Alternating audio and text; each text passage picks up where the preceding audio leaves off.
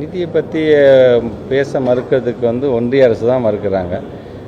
1.5 கோடி ரூபா நிலுவை இருக்குதுன்னு இவர் சொல்கிறாரு பார்த்தீங்களா. முதல்ல அதை நான் மறுத்திருக்கேன். நான் 1.5 கோடி ரூபா நிலுவை எல்லாம் இல்லை. ஏன்னா அது சம்மந்தப்பட்ட அதிகாரிகள் நாங்கள் பேசும்பொழுது இமீடியட்டாக அவங்க செக் பண்ணி சார் அந்த மாதிரி இல்லை சார், எவ்ரி 6 months ஒன்ஸ் நம்மளுக்கான இதை நம்ம பண்ணிக்கிட்டு தான் இருக்கிறாங்க. யாராச்சும் அறக்குறையாக சொல்லிட்டா தயவு செஞ்சு அதில் முழுமையாக அது யாரும் இது பண்ணாதீங்க. ஆனால் இப்போ ஆசிரியர்களுக்கு நாங்கள் சம்பளம் கொடுக்காமல் போயிடுச்சு அப்படின்னு சொன்னால் ஆசிரியர் சும்மா விட்டுருவாங்களா? அடுத்த நிமிஷம் பத்திரிகைக்காரங்க உங்களை கூப்பிட்டு ஒரு ஸ்டேட்மெண்ட்டாக இல்லை அவங்களுடைய உணர்வுகளை வெளிப்படுத்தி இருக்க மாட்டாங்க. நேரம் சேலரிக்கும் இந்த இன்டர்நெட்டுக்கும் சம்மந்தம் இல்லை. ஆனால் இன்டர்நெட்டுங்கிறது நாங்கள் பெண்டிங் வைக்க வேண்டிய அவசியமும் கிடையாது. எங்களுக்கும் பிஎஸ்என்எலுக்கும் இப்போ MOU இருக்குது. நாங்கள் அதை ஆட்டோமேட்டிக்காக அதை கிளியர் பண்ண ஒரு அரசாங்கம் போய் அதை ஃபஸ்ட்டு நிலுவை வைக்குமா?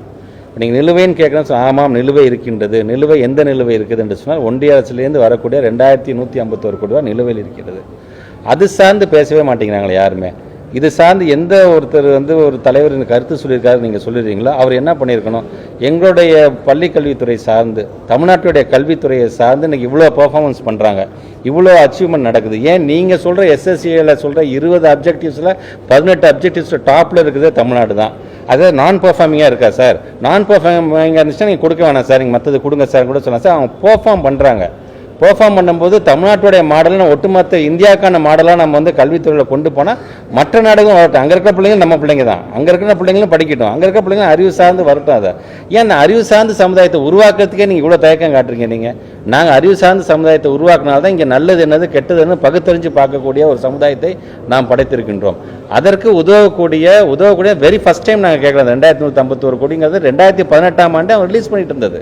2018ஆம் ஆண்டு ரிலீஸ் பண்ணிட்டு இருந்தால் இப்போ அவங்க சில காரணங்களை சொல்லுகிறார்கள். PMCயை நீங்கள் ஒத்துக்குவாங்க, PMCயில் இந்த ஏன் மும்மொழி கொள்கை நீங்கள் ஒத்துக்கிட்டால் தான் என்ன என்கின்ற அந்த விவாதங்களில் தான் அவங்க ஈடுபடுறாங்களே தவிர இவங்க பெர்ஃபார்மிங் பண்ணுறாங்க. இப்போ இவங்களை நம்ம கேள்வியே கேட்காம உங்களுக்கு நம்ம பணம் கொடுக்கணுப்பாங்கிற அந்த மனப்பான்மை ஏன் வர மாட்டேங்கிறது? நாங்கள் தனிப்பட்ட எங்கள் கட்சிக்காக நாங்கள் கேட்குறோம். ஒட்டுமொத்தமாக இருக்கின்ற நம்முடைய மாணவ செல்வங்கள் சார்ந்திருக்கின்ற, ஏன் எங்களுடைய ஆசிரியர்கள் சார்ந்திருக்கின்ற கிட்டத்தட்ட 32,000க்கும் மேற்பட்டிருக்கின்ற பணியாளர்கள் ஆசிரியர்கள் சார்ந்திருக்கின்ற அந்த சம்பளத்தை இன்னைக்கு யார் தரா? மாநில அரசு நாம பேர் பண்ணிக்கிறோம். எவ்வளோ நிதி நெருக்கடி, எவ்வளோ ஒன்றிய அரசு நமக்கு அந்த நிதி நெருக்கடியை கொடுக்குறோம். மாண்புமிகு தமிழ்நாட்டுடைய முதலமைச்சர் பள்ளி கல்வித்துறை சார்ந்து நீங்கள் கவலைப்படாதீங்க நான் தரேன் அதை சொல்லி இன்றைக்கி அதை நம்ம கொண்டு போயிட்டு இருக்க அளவுக்கு இருக்கும் பொழுது நிலுவை என்பது யாரிடம் இருக்கிறது என்பதை நீங்கள் தான் அதை சொல்ல வேண்டும்.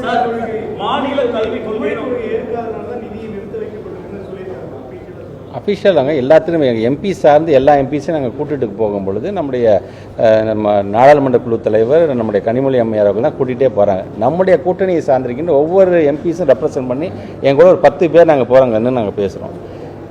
நீங்கள் NEPக்கு ஒத்துக்கோங்களேன், NEPக்கு மும்மொழி கொள்கைக்கு ஒத்துக்கோங்க, it's matter of second, within ½ hour உங்கள் பணத்தை நான் ரிலீஸ் பண்ணுறேன் அப்படின்னு சொன்னாங்கன்னா அது என்ன அர்த்தம்? அது ஆக நாங்கள் அவ்வளோ ஹம்பிளாக அப்ரோச் பண்ணுறோம். நாங்கள் செஞ்ச பெர்ஃபார்மன்ஸ் எடுத்து நாங்கள் பேசுகிறோம். நாங்கள் அப்போ பேசும்போதே மாண்புமிகு யூனியன் மினிஸ்டர் தர்மேந்திர பிரதான் சொல்லும்போது நானே ஐம் ஃப்ரம் நான் ஹிந்தி ஸ்டேட், நானே ஒரியாலேருந்து தான் வந்திருக்கேன், அப்போ நானே சொல்கிறேன் இல்லை அப்படிங்கும் பொழுது நான் சொன்னேன் சார் எங்களுடைய ஸ்டேட்டோடைய சென்டிமெண்ட்டுன்னு ஒன்று இருக்குது.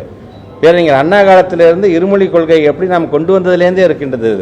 நாங்கள் எதாவது பெர்ஃபார்ம் பண்ணாமல் இருந்தால் பரவாயில்ல. இன்றைக்கி நாங்கள் த்ரூ அவுட் த வேர்ல்டு நாங்கள் போய் எங்களுடைய பிள்ளைங்க இன்றைக்கி அச்சீவ் பண்ணுறாங்க. த்ரூ அவுட் இந்தியா போய் எங்கள் பிள்ளைங்க போய் பல்வேறு ப்ரீமியம் இன்ஸ்டியூஷனில் போய் சேர்ந்துருக்காங்க. அது நிஃப்டாக இருந்தாலும் சரி, IITயாக இருந்தாலும் சரி, நிஃப்டமாக இருந்தாலும் சரி, லா யூனிவர்சிட்டியாக இருந்தாலும் சரி, பிள்ளைங்களுக்கு JEEனா என்னன்னு சொல்லி கொடுக்குறோம், கிளாட்னா என்னன்னு சொல்லி தரோம், ஒரு என்ட்ரன்ஸ் எக்ஸாம் எப்படின்னு சொல்லி நீங்கள் பிள்ளைங்க போய் சேர்க்குற அளவுக்கு நாங்கள் போகும்பொழுது தயவுசெய்து அதை கம்பேர் பண்ணி பாருங்கள். அடிக்கடி சொல்லதான் நாங்கள் மற்ற ஸ்டேட்டோட கம்பேர் பண்ணுறது நாங்கள் ஒரு இதாக நாங்கள் பேசுகிறோம்னு நினைக்காதீங்க. இன்றைக்கி நம்ம லைக் ஆன் பார் வித் இன்றைக்கி ஃபாரினில் இருக்கிற அந்த யூனிவர்சிட்டி சார்ந்து அங்கே இருக்கின்ற கல்வி முறை சார்ந்து பிள்ளைங்களை கொண்டு செல்லுங்கிறதுக்காக தான் பல்வேறு டெக்னாலஜி ஏன் நம்ம கொண்டு வரோம். நம்ம இந்த டெக்னாலஜி நான் கொண்டு வரோம். இப்போ நாங்கள் அறிவிப்பு நாங்கள் கொடுத்துருக்கோம். நாங்கள் கடந்த கூட்டத்தில் அறிவிப்பை நான் கொடுத்துருக்கேன். நான் சென்சரி பார்க் நாங்கள் கொண்டு வரணும், ரோபோட்டிக்ஸ் நாங்கள் கொண்டு வரணும், இப்படி எல்லாமே டெக்னாலஜி வைஸாக நான் பேசுகிறேன். நான் அந்த டெக்னாலஜி வைஸ் நாங்கள் எதை பேஸ் பண்ணி சொல்கிறோம்? 60:40 ரேஷியோ SSC அமௌண்ட் எங்களுக்கு வரும்போது உடனே செய்ய முடியும்னு நாங்கள் பார்க்குறோம். நாங்கள் ஒவ்வொரு மாவட்டத்திலையும் ஒரு ஸ்கூல் கொண்டு வர நாங்கள் ஆசைப்படுறோம். இப்போ நீங்கள் பணத்தை கம்மி பண்ணால் நாங்கள் அது கம்மியாக்க வேண்டியதாகிட்டோம்.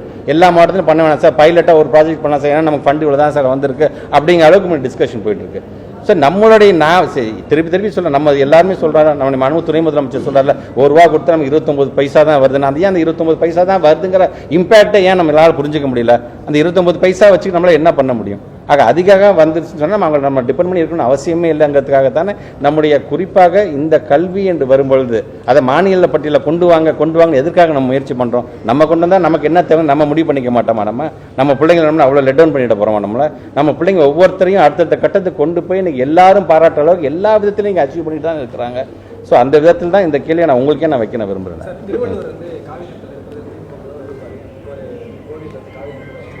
ஓவியம் வரைந்து அந்த பிள்ளைங்கள்ட்ட நாங்கள் சொல்லிடுறோம், அந்த மேடம் வரையக்கூடாதுன்னு நாங்கள் சொல்லுவோம். தேங்க்யூ.